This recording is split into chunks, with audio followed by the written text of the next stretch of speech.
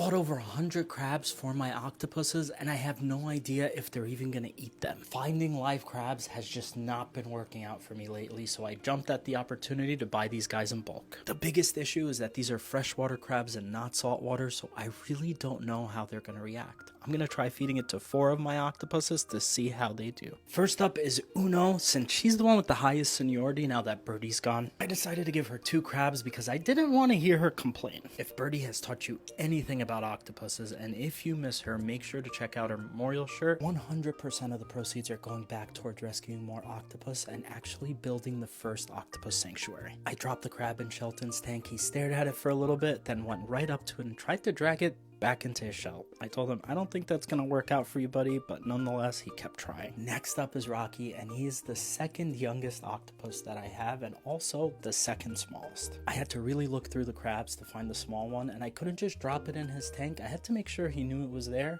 because I wasn't sure if the crab was gonna survive the salt water. Now, Rocky's not used to this style of feeding, since most of his feedings are more structured and centered around playtime. I would say he's the most spoiled out of all my octopuses. Luckily, I caught his attention and he came out and said, "Dad, can I give it a hug, please? I really want to give it a hug." And he was changing color, hugging the rocks, and just going absolutely crazy. I really don't know where things got mixed up with Rocky, but somehow he thought a surprise hug was a good idea and he tried to reach under the rock to give it a hug, and that was very amateurish of him. Of course, the crab ran away and he came out crying, saying, "I just want to give you a hug." The crab obviously didn't believe him and he started whining and crying and saying, "Dad, please just put it in the boat." Of course, I just gave in. I went to go get the boat, but while I was getting it, I noticed that Shelton finally realized that the crab was never going to fit inside that shell. I had to make some modifications to the crab so Rocky would not get hurt, but I put it in the boat, and as soon as he saw this, he got really excited. He immediately climbed up the glass, but didn't climb into the boat like he usually does. He just stood there and gave me the dirtiest look and said, "What the hell is in my boat?" After a while of him not understanding what was going on, I decided to help him and just lowered the crab to him. He took it and went right to his den. And finally, we move on to the tiniest and youngest octopus that I have, the Caribbean 2-spot. This little guy is so small that his own shadow scares him. He's so cute looking that the crab even walked over to see what he was. He scared himself